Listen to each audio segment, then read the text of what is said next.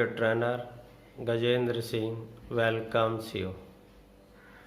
बच्चों, आज हम ट्रांसलेशन बनाना सीखेंगे, कैसे हिंदी से अंग्रेजी बनाई जाती है। हिंदी से अंग्रेजी बनाने के लिए हमें टेंस का ज्ञान होना जरूरी है। सबसे पहले मैं प्रेजेंट इंडेफिनिट टेंस का डिस्कशन करेंगे। प्रेजेंट इंडेफिनिट टेंस कि जब हम ट्रांसलेशन जैसे करेंगे तो सबसे पहले पहचानना, कैसे पहचान करेंगे वाक्य किस टेंस में है। तो बच्चों, हिंदी के वाक्यों के अंत में ता है, ती है, ते है इत्यादि शब्द आते हैं। ट्रांसलेशन बनाने का रूल क्या होता है? एफर्मेटिव सेंटेंसेस का सबसे पहले सब्जेक्ट प्लस वर्ब की first form plus object plus others.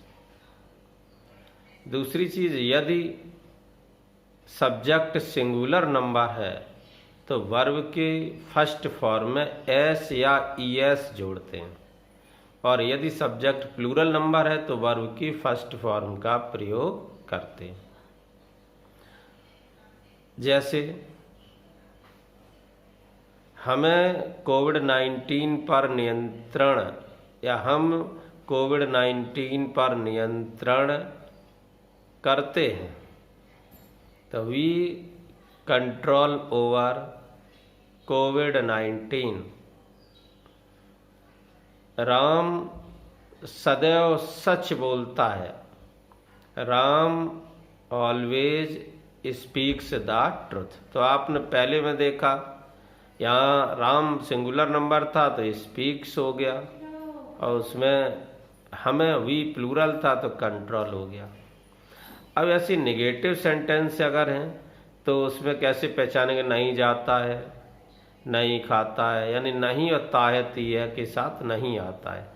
Rule क्या होता है?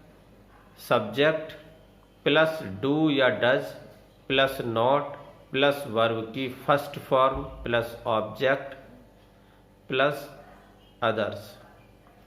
सिंगुलर नंबर सब्जेक्ट के साथ डज नॉट तथा प्लूरल नंबर सब्जेक्ट के साथ डू नॉट का प्रयोग करते हैं। एग्जाम्पल के रूप में हम समझ सकते हैं, वह गरीबों का अपमान नहीं करता है।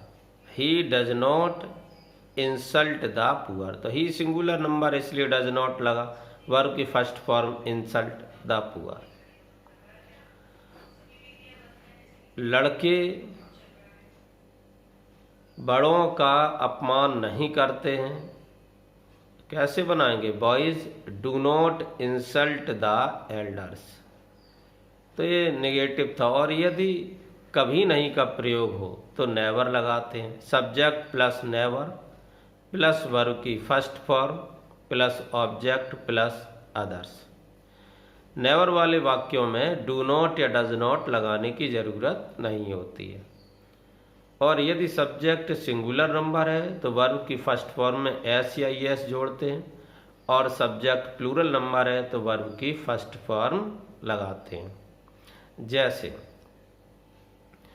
वह झूठ कभी नहीं बोलता है, तो ही नेवर टेल्स अ लाई। हम बड़ों का अपमान कभी नहीं करते हैं, तो we never insult the elders. ये नेवर का यूज था। इसके बाद इंटेरोगेटिव सेंटेंसेस। इंटेरोगेटिव सेंटेंसेस दो प्रकार के होते हैं। तो नंबर 1, जब वाक्य में क्या पहले आ जाए, तो क्या की अंग्रेजी नहीं बनाते हैं। तो सबसे पहले हेल्पिंग वर्ब डू या does plus subject plus verb की first form plus object plus etcetera नहीं इत्यादि, लास्ट में क्वेश्चन मार्क लगाते हैं। जैसे क्या तुम पतंग उड़ाते हो, तो डू यू फ्लाई काइट। इसी प्रकार से अगर सिंगुलर नंबर हो तो डज पहले आता। क्या वह खाना पकाती है, does she cook food, does she cook food. दूसरा होता है, यदि प्रश्न सूचक शब्द या कोई क्वेश्चन वर्ड वाक्य के बीच में हो, तो सबसे पहले हम उसी क्वेश्चन वर्ड की अंग्रेजी रखते हैं। उसके बाद डू या डज, उसके बाद सब्जेक्ट प्लस वर्ब की first form plus object plus others, last में क्वेश्चन मार्क लगाते हैं। जैसे तुम कहाँ रहते हो, तो इसमें कहाँ बीच में आया, सबसे पहले कहाँ की अंग्रेजी वेयर डू यू लिव। इसी प्रकार से वह अपना कार्य कब करता है, तो when does he do his work.